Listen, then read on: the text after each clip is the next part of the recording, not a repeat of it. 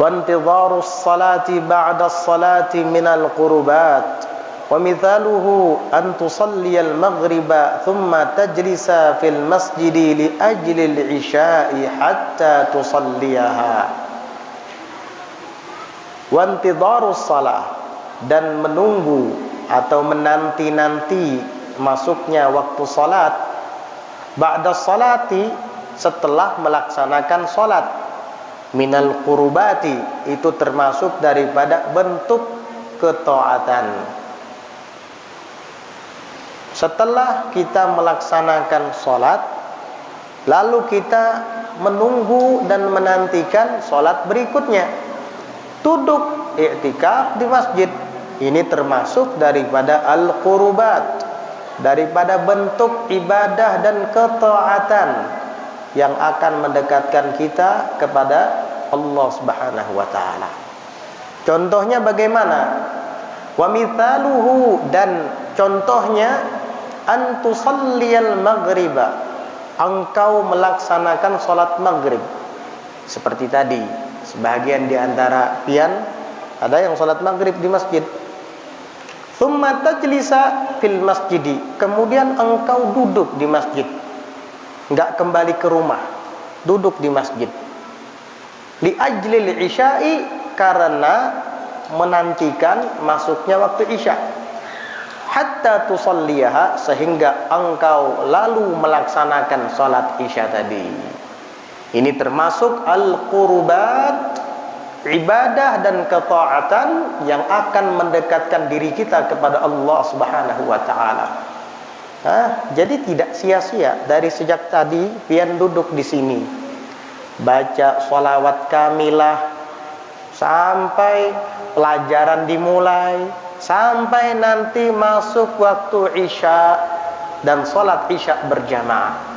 Itu pahalanya besar. Wal muntadhiru lis-salati, dan orang yang menunggu, menanti-nantikan untuk melaksanakan salat berikutnya, yu'addu 'indallahi musalliyan, dia itu dihitung, dianggap di sisi Allah Subhanahu wa taala musalliyan, sebagai orang yang salat. Padahal setelah melaksanakan salat fardul maghribnya tadi, dia hanya mungkin salat ba'diyah, setelah itu duduk menunggu masuk waktu isya, duduk aja, baca sholawat, baca zikir atau Quran, itu dicatat sebagai orang yang sholat. Dia tidak baca Fatihah, dia tidak takbiratul ihram, ruku, i'tidal dan sujud atau tasyahud, hanya duduk di masjid, niatnya untuk menunggu masuknya waktu sholat. Itu selama duduk di masjid menunggu dan menantikan masuknya waktu sholat tadi, dia dianggap, dihitung di sisi Allah Subhanahu wa taala sebagai musalli, orang yang sedang sholat. Ini namanya sholat tapi tidak sholat. Nah, kalau kayak gini benar, bukan yang aqimus sholata lidzikri, itu dirikan sholat untuk mengingatku, lalu dia berdiri diam begini, sudah sholat katanya. Apa? Mengingat Allah. Jadi tidak perlu lagi ruku, sujud dan salam. Itu tidak benar.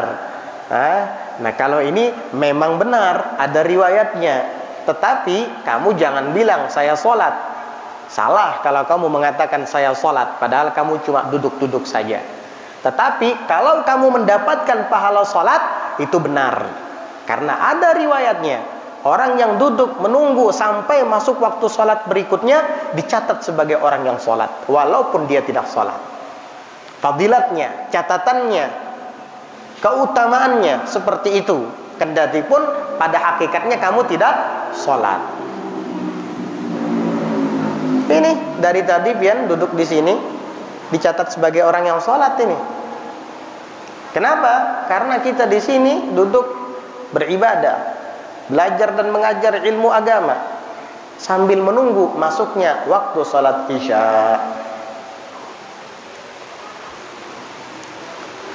Wa yuktabu lahu thawabul musallin, dan dicatat baginya thawabul musallin, pahala orang yang sholat. Padahal hanya duduk-duduk sambil menunggu-nunggu masuk waktu sholat isya, sudah dicatat pahala seperti orang yang sholat. Sawa'un kana dzalika intidhara sholatin ba'da shalah, baik itu menunggunya dia tersebut adalah menunggu setelah sholat, menunggu sholat setelah sholat.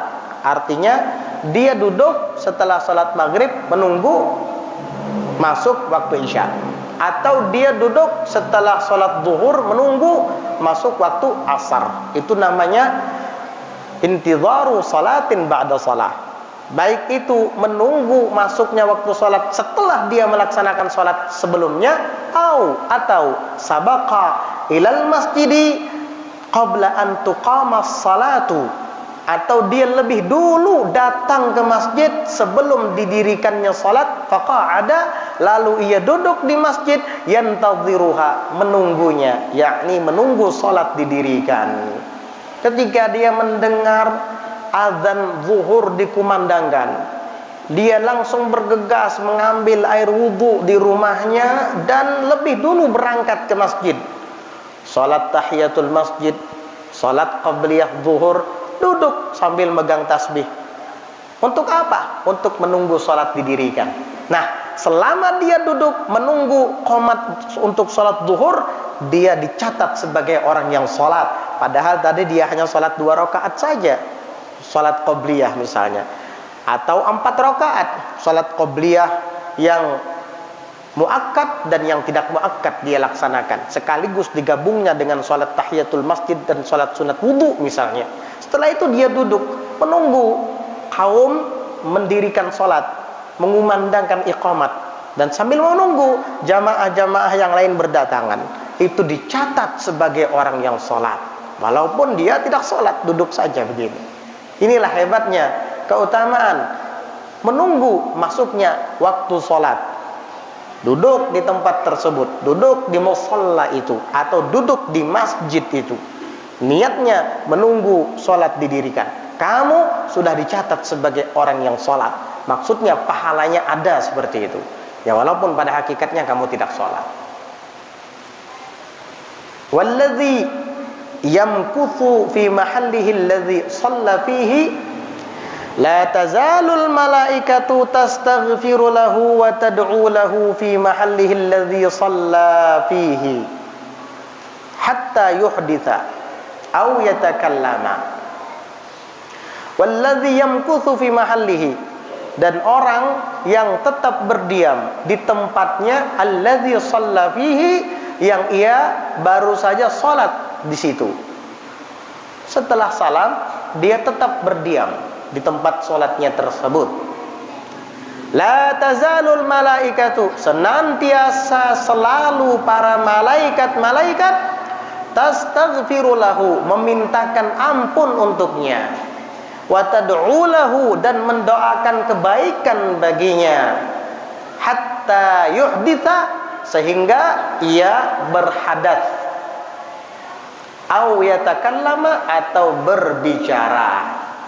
Jadi adabnya setelah kita melaksanakan sholat fardu maghrib misalnya, lalu berdiri untuk sholat sunnah ba'diyah atau sholat sunnatul awwabin, maka usahakan agar tetap duduk di tempatmu, jangan bergeser ke tempat lain sampai waktu isya dikumandangkan. Adzan isya dikumandangkan. Fadilatnya apa? Selama kamu tetap duduk di sana, entah baca Quran, entah baca sholawat, entah baca ratibul haddad, atau zikir-zikir lainnya, selama itu pula para malaikat memintakan ampun untuk kamu.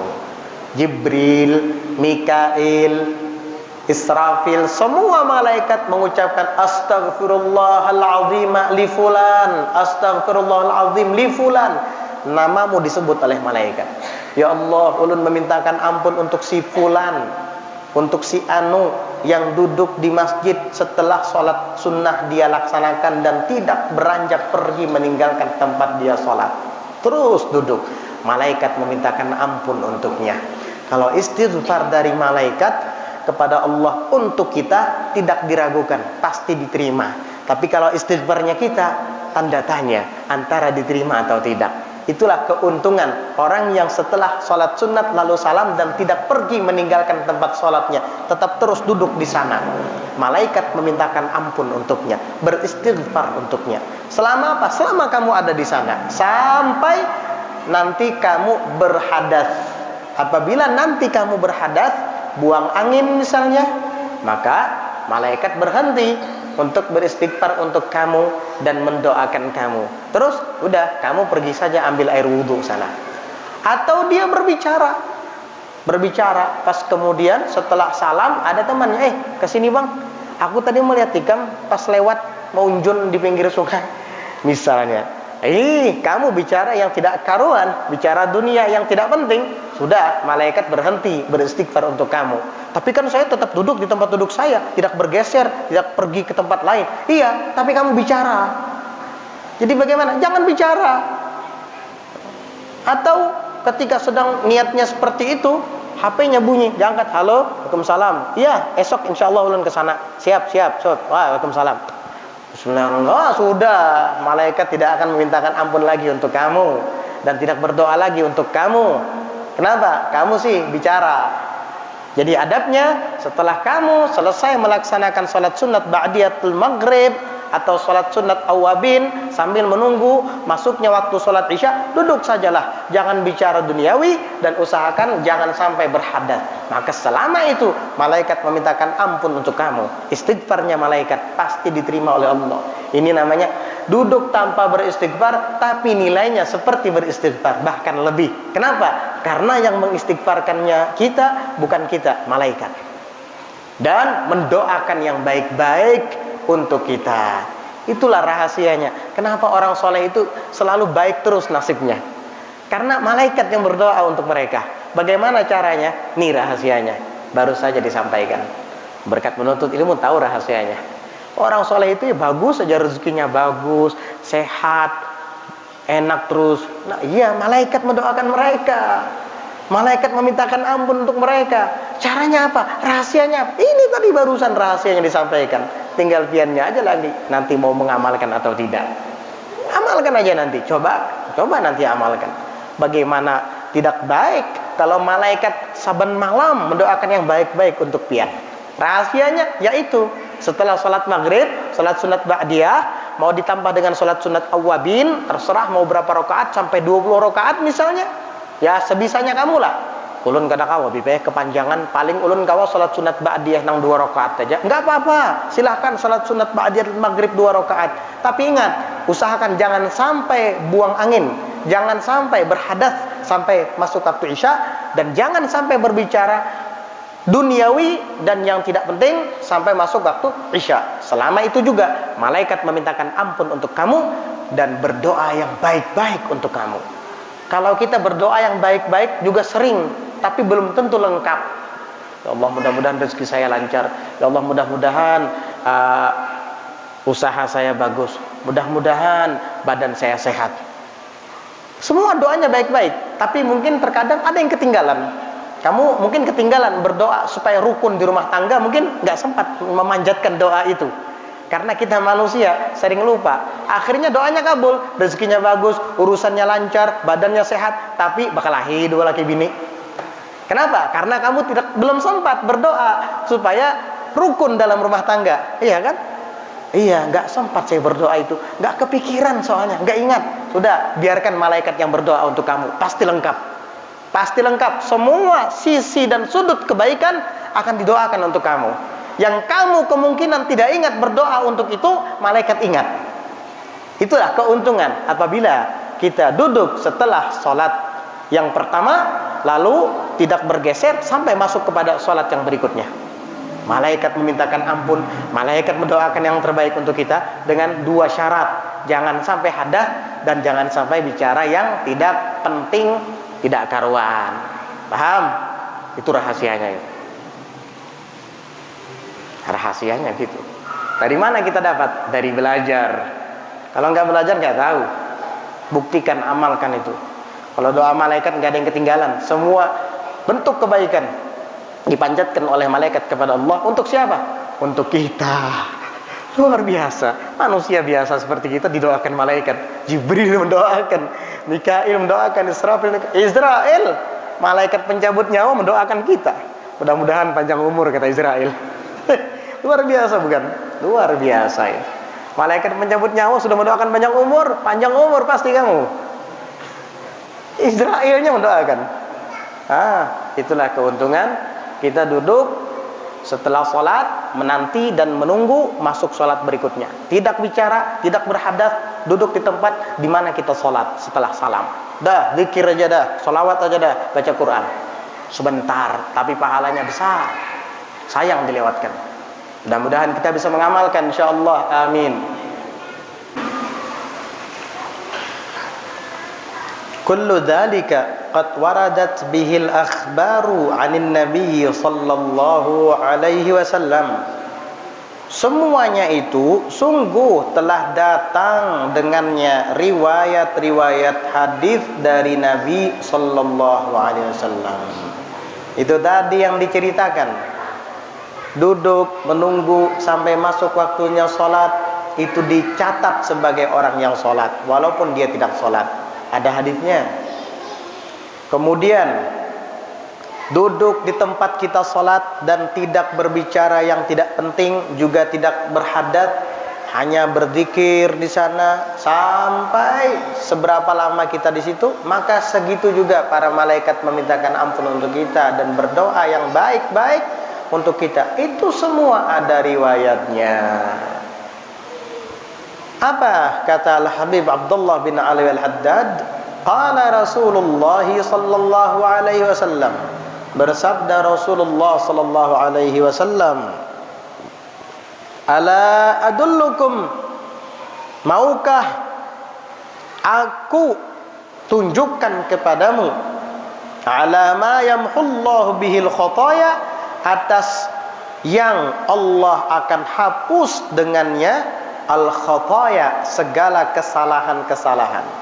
Wa yarfa'u bihi darajati, dan ia Allah akan tinggikan untuk kamu dengannya ad-darajat, akan beberapa derajat.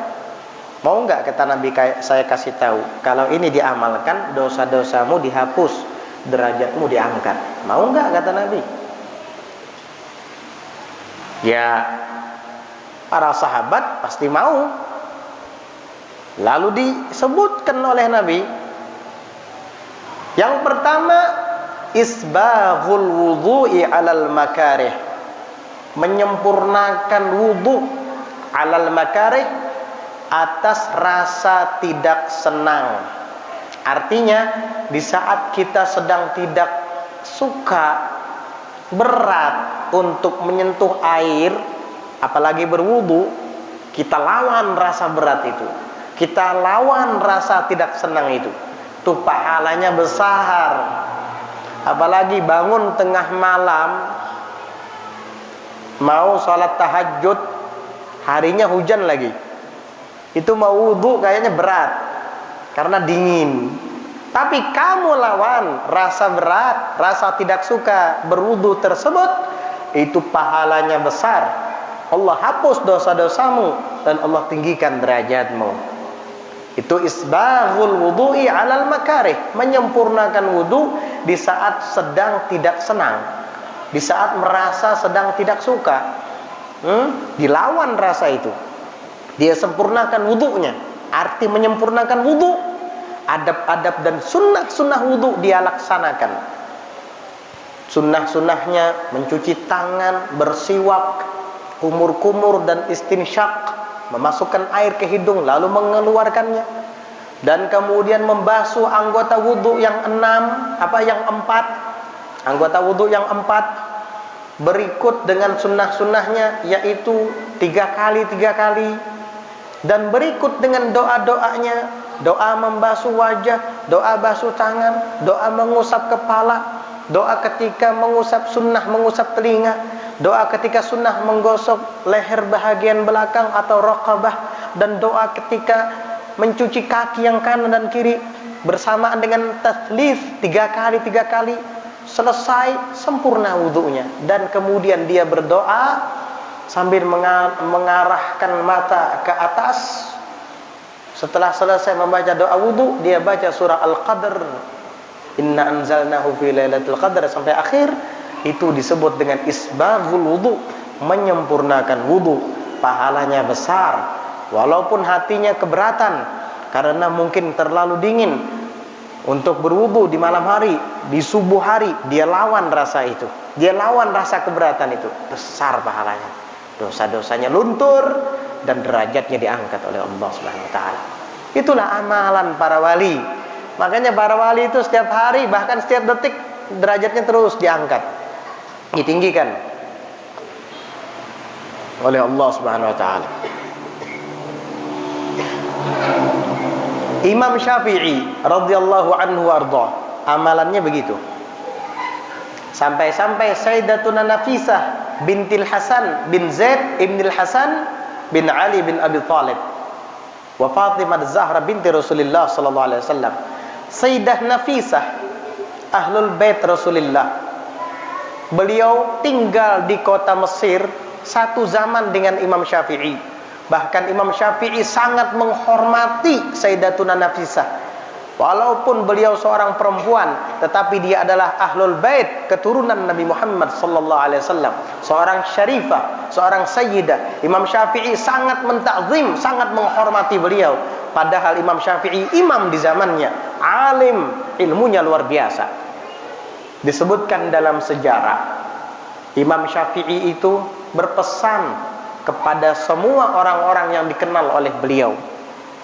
Kata Imam Syafi'i, apabila saya lebih dulu meninggal daripada Sayyidah Nafisah bintil Hasan bin Zaid bin Hasan bin Ali, maka tolong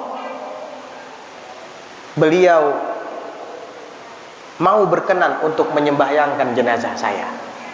Tapi jikalau beliau yang lebih duluan wafat, maka saya pasti akan menyembahyangkan jenazahnya, karena saya mengharapkan mendapat fadilat hadis Nabi Muhammad sallallahu alaihi wasallam yang bersabda, man shalla ala maghfurin lahu ghufiralah. Barang siapa yang menyembahyangkan seorang mayit atau jenazah yang dosa-dosanya diampuni, maka orang yang ikut menyembahyangkan jenazahnya juga diampuni dosa-dosanya. Begitu keinginan Imam Syafi'i. Pokoknya kata Imam Syafi'i, kalau saya lebih dulu meninggal dunia, saya harap Sayyidah Nafisah berkenan menyembahyangkan jenazah saya. Tapi kalau beliau yang lebih dulu wafat, saya akan menyembahyangkan jenazahnya. Dalam riwayat, Imam Syafi'i meninggal tahun 204 dan Sayyidah Nafisah meninggal tahun 208. Berarti yang lebih dulu meninggal Imam Syafi'i. Ketika itu Imam Syafi'i sedang sakit parah. Imam Syafi'i berkata kepada orang yang di sekelilingnya, tolong datangi Sayyidah Nafisah. Khawatir beliau lupa nanti kalau saya meninggal, lalu beliau tidak menyembahyangi saya. Tolong datangi Sayyidah Nafisah. Bilang kepadanya, Syafi'i minta doa. Muridnya datang kepada Sayyidah Nafisah. Kemudian disampaikan pesan Imam Syafi'i. Sayyidah Nafisah tersenyum dan mengatakan, apa isi perkataannya? Rahimallahu Syafi'iyya, innahu kana yuhsinul wudu. Itu aja omongan beliau. Semoga Allah merahmati Imam Syafi'i. Innahu kana yuhsinul wudu. Imam Syafi'i itu dulu memperindah wudunya. Dia kalau berwudu itu sempurna. Imam Syafi'i banyak amalannya. Mengajar, berfatwa, bangun malam, tahajud, munajat, baca Quran, zikir siang dan malam. Tapi yang disebut oleh Sayyidatuna Nafisah bukan sholatnya, bukan bacaan Qurannya, bukan keilmuannya. Justru yang disebut oleh Sayyidah Nafisah adalah wudunya. Rahimallahu Syafi'iyya, innahu kana yuhsinul wudu. Mudah-mudahan Allah merahmati Imam Syafi'i. Beliau itu memperindah wudunya. Gitu aja. Dipuji wudunya Imam Syafi'i. Berarti berwudu dengan sempurna itu sangat penting dalam agama. Sampai-sampai Sayyidah Nafisah ketika memuji Imam Syafi'i, bukan sholatnya, bukan Qur'annya, bukan ilmunya, tapi wudunya yang dipuji oleh Sayyidah Nafisah radhiyallahu anha wa ardhaha. Setelah itu disampaikan oleh murid Imam Syafi'i dan mendengar jawaban dari Sayyidah Nafisah, murid Imam Syafi'i kembali pulang mendatangi Imam Syafi'i dan mengatakan, "Wahai Imam, tadi Sayyidah Nafisah mengatakan rahimallahu Syafi'iyya innahu kana yuhsinul wudu." Mendengar ucapan atau kalimat yang diucapkan oleh Sayyidah Nafisah tadi, Imam Syafi'i langsung paham bahwa ini adalah sakit terakhir yang akan ia alami dan sebentar lagi ajalnya akan tiba. Karena Sayyidah Nafisah sudah mengucapkan rahimallah, rahimallah, semoga Allah merahmati. Berarti saya sebentar lagi mau wafat, kata Imam Syafi'i. Ternyata betul, gak lama kemudian meninggal dunia Imam Asy-Syafi'i. Maka para jamaah ketika menggotong jenazah Imam Syafi'i dalam keranda, mereka terlebih dahulu melewati rumah Sayyidah Nafisah dan dibawa Imam Syafi'i di kediaman rumah atau di kediaman Sayyidah Nafisah. Beliau kemudian menyembahyangkan Imam Syafi'i radhiyallahu anha wa ardhaha wa radhiyallahu anhu Syafi'i wa ardhah. Begitu. Ini adalah yang pertama di antara amalan yang bisa menghapus segala dosa-dosa dan meninggikan derajat-derajat kita. Yang kedua, wa kathratul khuta ilal masajidi, dan memperbanyak melangkahkan kaki ke masjid-masjid. Makanya Rasulullah sallallahu alaihi wasallam itu apabila beliau akan berangkat ke masjid, beliau memilih jalan yang paling jauh supaya derap langkahnya itu lebih banyak. Ketika mau pergi ke masjid, ada dua alternatif jalan. Yang ini jalan pintas, lebih dekat. Yang itu jalannya agak sedikit menikung, lebih jauh. Beliau memilih yang menikung lebih jauh tadi, supaya langkahnya lebih banyak. Dan kalau pulang dari masjid, beliau memilih jalan yang paling dekat. Karena pulang dari masjid tujuannya ke rumah. Beda dengan ketika berangkat ke masjid. Ketika keluar dari rumah tujuannya ke masjid, beda nilainya, beda pahalanya. Ketika kita keluar rumah pergi melangkah arah ke masjid, beda pahalanya dengan ketika kita keluar dari masjid pergi melangkah ke arah rumah, itu beda. Makanya Imam Syafi'i, Rasulullah sallallahu alaihi wasallam tidak ingin kehilangan fadilat itu. Padahal beliau nabi, beliau rasul. Kenapa dilakukan oleh nabi? Supaya diteladani, supaya diikuti oleh umatnya. Sallallahu alaihi wa alihi wasallam. Jadi begitu caranya. Setiap mau pergi ke masjid cari jalan yang jauh. Kalau mau pulang ke masjid, baru pulang dari masjid ke rumah baru cari jalan yang dekat. Nah, begitu caranya. Fadilatnya besar. Kemudian yang ketiga, wantidharus salati ba'das shalah, dan menunggu salat yang akan datang ba'das salati, setelah melaksanakan salat yang sekarang atau baru saja dilakukan. Fadzalikumur ribatu fadzalikumur ribat. Maka yang demikian itu adalah laksana berjihad, adalah berjihad seperti jihad, seperti berjuang di jalan Allah Subhanahu wa taala. Wa qala alaihi salatu wassalam, dan bersabda Rasulullah sallallahu alaihi wasallam, innakum lan tazalu fi salatin man tadhartumus salah. Sesungguhnya kalian semua senantiasa selalu berada di dalam salat. Walaupun kalian tidak salat, hanya duduk-duduk saja, tapi kalian, kata Nabi, berada di dalam salat. Man tadhartumus salah, selagi kalian menunggu masuk waktu salat berikutnya.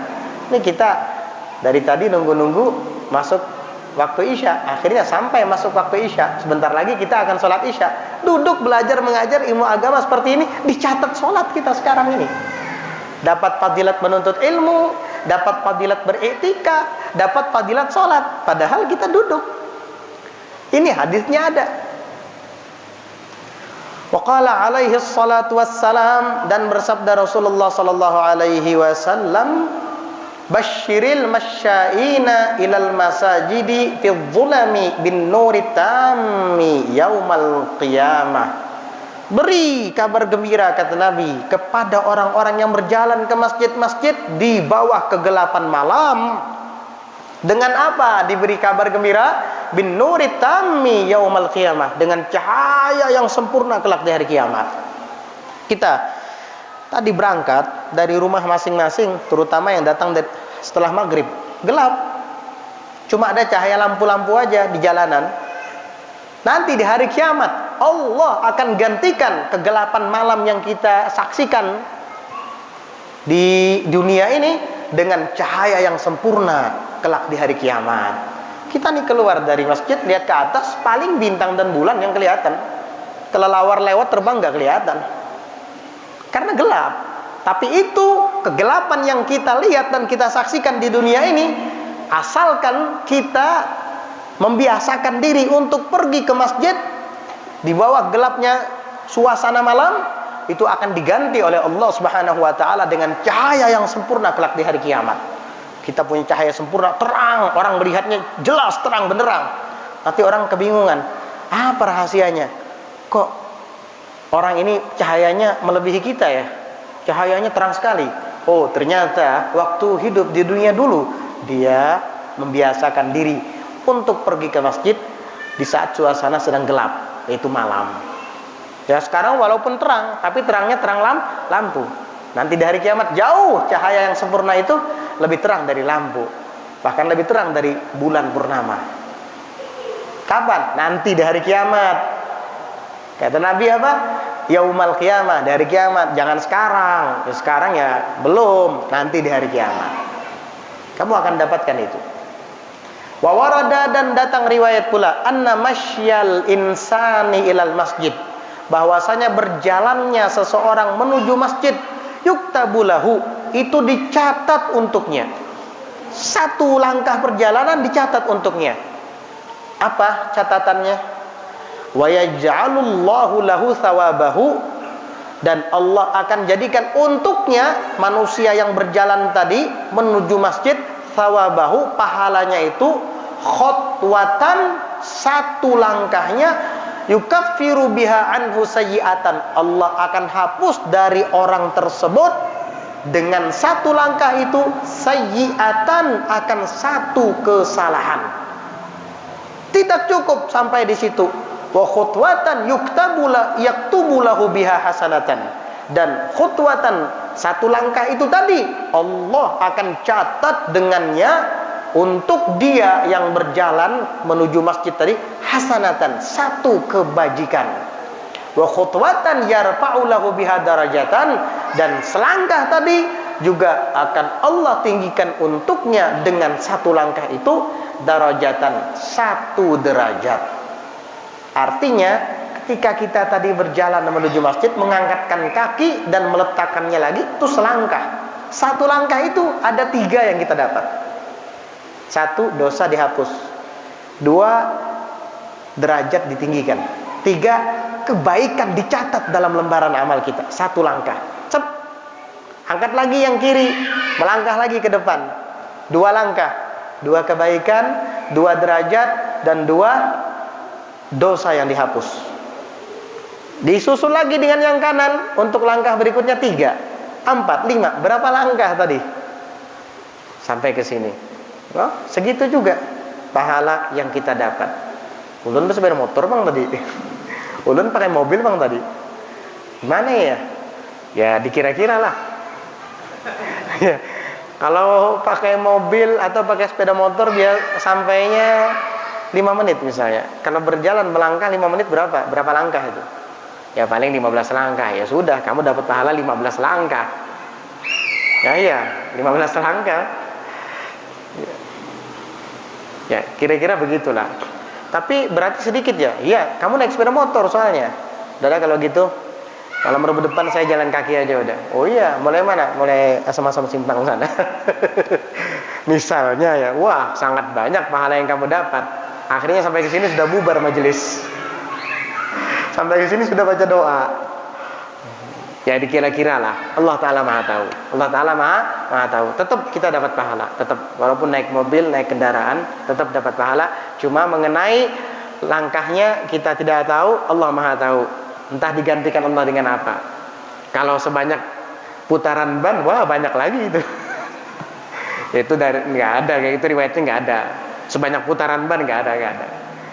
Nah, Allah maha tahu dan Allah maha bijaksana. Bisa saja nanti digantikan oleh Allah dengan apa?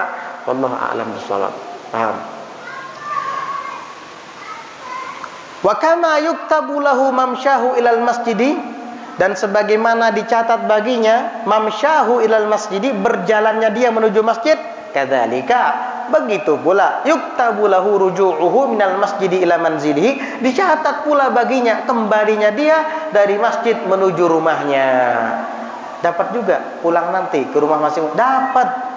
Tetapi beda pahalanya dengan ketika dari rumah ke masjid. Kalau dari rumah ke masjid pahalanya lebih besar nilai dan kadarnya. Tapi dari masjid ke rumah tetap dapat pahala dan keutamaannya, tetapi lebih sedikit dibandingkan dengan waktu pertama berangkat tadi. Jadi begitu.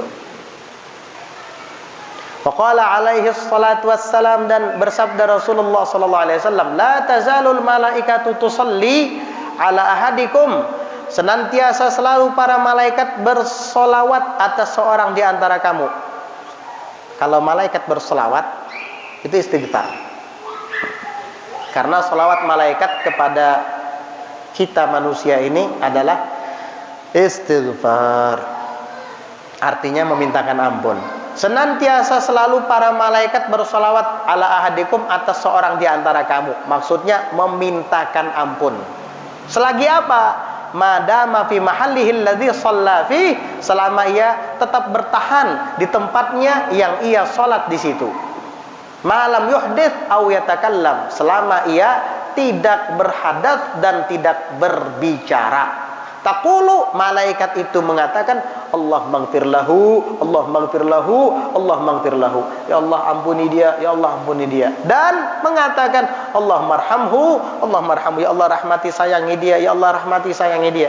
Begitu doa malaikat kepadanya ketika dia salat dan dia tetap duduk di tempatnya, tidak bicara yang tidak penting dan tidak hadas. Begitu. Ada riwayatnya, ini riwayatnya disebutkan oleh Al-Habib Abdullah bin Alawi Al-Haddad. Mudah-mudahan kita bisa mengamalkannya insyaallah. Amin Allahumma amin. Ala hadhihi niyyah wa ala kulli niyyatin salihatin jami'atin syamilah li khairatid dunya wal akhirah wa ila hadratin nabiy Muhammadin sallallahu alaihi wa ala alihi wa sahbihi wa sallam. Al-Fatihah.